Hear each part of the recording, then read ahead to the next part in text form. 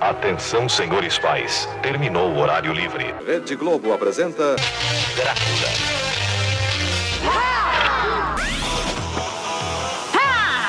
Após 10 mil anos estou livre. É hora de conquistar a Terra. Muito bom estar com você. Ok. Quem quer brinquedo?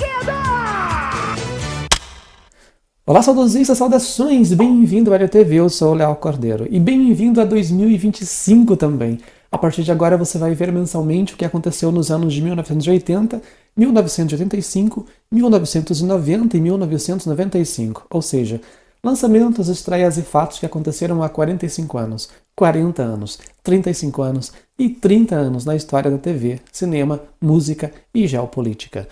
Já te peço para que se inscreva aqui no canal, que deixe seu joinha, isso me ajuda muito. Você pode me encontrar também em outras redes sociais. Os links eu deixo sempre na caixa de texto aqui embaixo. E se você quer me ajudar com valor simbólico, nós continuamos com o clube de membros, onde eu posto vídeos extras e libero com antecedência todos os vídeos do canal. Te espero por lá também.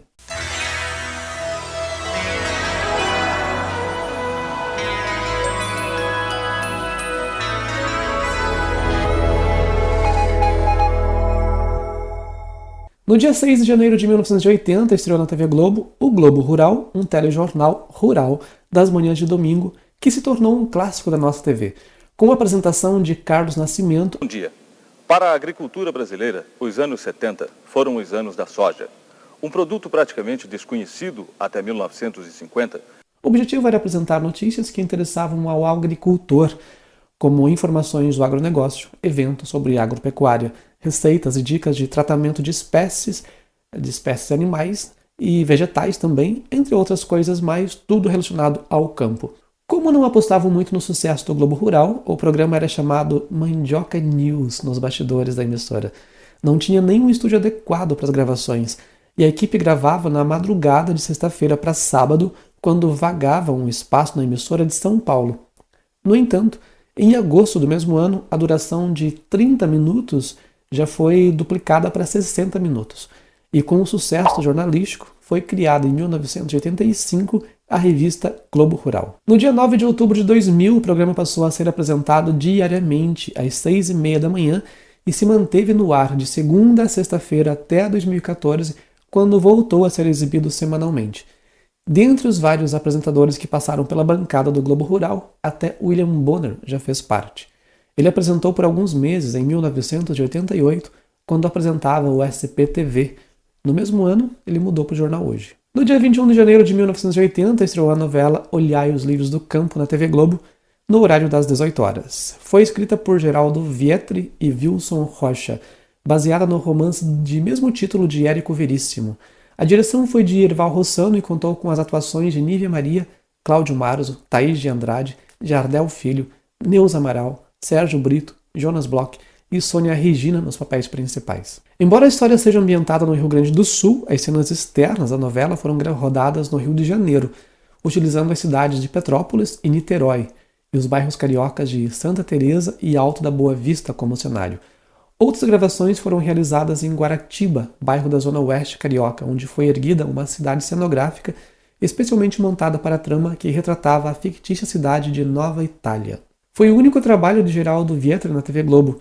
Ele era autor da Rede Tupi, onde escreveu várias telenovelas de grande sucesso e levou consigo para a Globo a atriz Nair Belo, entre outros atores que integravam o casting da Tupi. Mas pouco tempo após o início da novela, se desentendeu com o diretor Erval Rossano, que descartava algumas cenas e trocava de ordem outras, sem aviso prévio. Vietri era responsável por dirigir os seus próprios folhetins lá na Tupi, cada vez que ele escrevia uma novela. E não gostou das interferências que sofria e passou então a enviar somente cenas para o diretor. Não necessariamente capítulos prontos, eram cenas. E ele acabou sendo dispensado pela emissora alguns dias antes do término da trama, que foi finalizada por Wilson Rocha. Na verdade, a ideia original era ter 120 capítulos, mas terminou com 108, ou seja, o fim da novela foi adiantado depois que o cara foi demitido. Olhai os Livros do Campo teve um álbum musical da trilha sonora, e apesar dos conflitos na produção, quando foi exibida em Portugal, em 1982, foi líder de audiência no país. No dia 28, estreou a novela Drácula, uma história de amor, na Rede Tupi. Foi escrita por Rubens Evaldo Filho, sob direção de Atílio Ricó, e contou com as atuações de Rubens de Falco, Bruna Lombardi, Carlos Alberto Richelli, Paulo Goulart, Edson Celulari, Cláudia Alencar, Flávio Galvão, Elias Glazer e Matheus Carriere, entre outras estrelas da época. Aliás, se bem me lembro, você já tinha marcado uma visita minha à sua casa. O senhor está se sentindo bem? A visão do sangue não me faz bem. Então, meus caros, muito antes de Mutantes, O Beijo do Vampiro e Vamp, já tinha sido produzida uma novela com vampiros lá no comecinho da década de 1980. A ideia de escrever sobre o Conde Drácula partiu do diretor Walter Avancini, após ele assistir um musical na Broadway, nos Estados Unidos. E o autor escolhido foi Rubens Evald Filho, que tinha conseguido um grande sucesso com a novela Éramos Seis. Ele escreveu a 4ª adaptação de Éramos Seis em 1977. Depois disso teve a versão de Silvio de Abreu, lá no SBT, em 1994. E então, em 2019, na Globo também. No entanto, em 1980, a Tupi já estava passando por muitos problemas e o diretor foi demitido antes da novela estrear, porque ele liderou uma greve contra o não pagamento dos salários da equipe, paralisando as gravações da novela. E a novela, que tinha sido pensada para exibir 120 capítulos, acabou sendo exibida apenas 4. Com a falência da Tupi, a Band propôs para Rubens Evald Filho levar a sua novela ao ar lá na emissora. Ele reescreveu os primeiros capítulos e estreou sob o título de Um Homem Muito Especial, no dia 21 de julho do mesmo ano. No dia 2 de janeiro de 1985, chegou nas lojas o primeiro álbum do grupo Legião Urbana, com 11 faixas.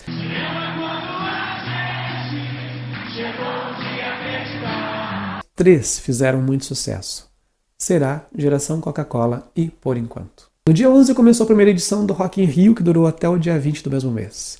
O festival aconteceu em uma área especialmente construída para receber o evento, que ficou conhecida como Cidade do Rock e contava com o maior palco do mundo, já construído até então. Esse grupo de luzes aí no meio e aquelas luzes laterais ali em cima pertencem ao grupo Queen. Tinha 2 imensos fast foods, 2 shopping centers com 50 lojas, 2 centros de atendimento médico e uma grande infraestrutura para atender a quase 1,5 milhão de pessoas, o equivalente a 5 Woodstocks. Na época, as grandes estrelas da música internacional não costumavam visitar a América do Sul. Então foi o festival dos festivais, porque logo de cara, o Rock in Rio teve Queen,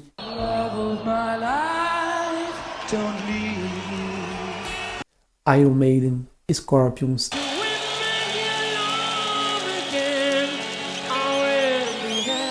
e várias outras bandas internacionais e também nacionais. Algumas bandas como o Barão Vermelho e Paralamas do Sucesso gravaram o show e depois lançaram um CD e LP posteriormente. No dia 18 de janeiro de 1990, estreou o filme Querida, Encolhi as Crianças. Be quiet, Cork! É o tipo de filme perfeito para assistir à tarde durante a semana. No dia 1º de janeiro de 1995, Fernando Henrique Cardoso tomou posse como presidente da República, sendo o segundo presidente eleito a partir da nova Constituição, promulgada em 1988. E o terceiro presidente desde então, já que o Fernando Collor foi deposto no final de 1992 e Itamar Franco, seu vice, assumiu o cargo desde então. Defender e cumprir a Constituição, observar as leis, promover o bem geral do povo brasileiro. No governo de Itamar Franco, Fernando Henrique tinha sido o ministro da Fazenda e foi ele que lançou a moeda real e, ao se tornar presidente, ele comprou literalmente os deputados da Câmara com dinheirinho para que aprovasse uma emenda constitucional alterando o tempo de governo de 5 anos para 4 com opção de reeleição. Até então, a Constituição previa 5 anos de mandato sem reeleição. E o curioso é que ele fez parte da Assembleia Constituinte para escrever a Constituição de 88. No dia 2, estreou a série Power Rangers na TV Colosso e na TV Globo. Alpha, Rita se libertou. Recrute um grupo de adolescentes com garra.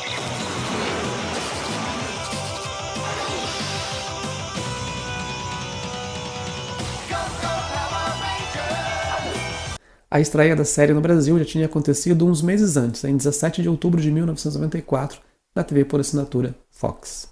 No dia 2 estreou a telenovela Irmãos Coragem na TV Globo. Foi escrita por Dias Gomes com a colaboração de Ferreira Goulart, Lilian Garcia, Marcílio Moraes e Margarete Boure, com direção de Luiz Fernando Carvalho e Mauro Mendonça Filho, Reinaldo Boure, Ari Kozlov e Carlos Araújo. E contou com Marcos Palmeira, Marcos Winter, Ilha São Paulo, Letícia Sabatella, Laura Cardoso, Flávio Galvão, Gabriela Duarte e Cláudio Marzo nos papéis principais. A obra é um remake da telenovela original de Jeanette Claire, exibida em 1970 na faixa das 20 horas, e foi escolhida como parte da comemoração dos 30 anos da TV Globo. Inclusive, o diretor Luiz Fernando Carvalho convidou alguns atores da primeira versão da telenovela para fazer pontas nesse remake.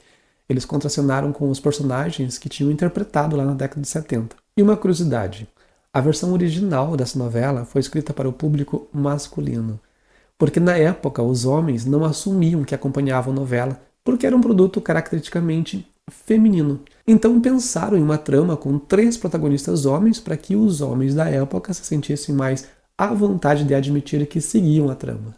O remake não saiu exatamente como esperado. Um mês depois da estreia, Mauro Mendonça Filho, que era um dos assistentes do diretor-geral da novela, foi demitido por divergências com o diretor central diretor da Central Globo de Produção, o Mário Lúcio Vaz. E a sua saída causou um mal-estar entre atores, produtores e diretores também, porque o Mendonça Filho, que foi demitido, ele estava cotado para substituir o diretor Luiz Fernando Carvalho, que deixaria a novela para se dedicar à produção de O Rei do Gado. Mas ele também se desentendeu com a produção e foi substituído por Reinaldo Boure antes do tempo previsto para deixar a trama. Essa troca de diretores alterou o ritmo da novela, que tinha uma estética mais cinematográfica, com passeios de câmeras, com planos longos e detalhistas, mas que também não agradava o autor, que o acusou de ter alterado o ritmo e a linguagem da história. Com a sua saída, a novela voltou com planos mais estáticos e cortes secos. Irmãos Coragem teve média de 31 pontos, ficou abaixo do esperado, e um fracasso na época. Detalhe, estamos falando de uma novela das 18 horas. Hoje em dia esse número é considerado sucesso para uma novela das 21 horas. A novela teve 2 álbuns musicais, ambos em português. No primeiro teve o ator Marcos Winter na capa e no segundo o ator Ilha São Paulo. Até na capa dos álbuns prevaleceram também os homens. Bem, meus queridos, de momento é isso, eu fico por aqui. Nos vemos no próximo vídeo. Até lá, um grande beijo. Tchau.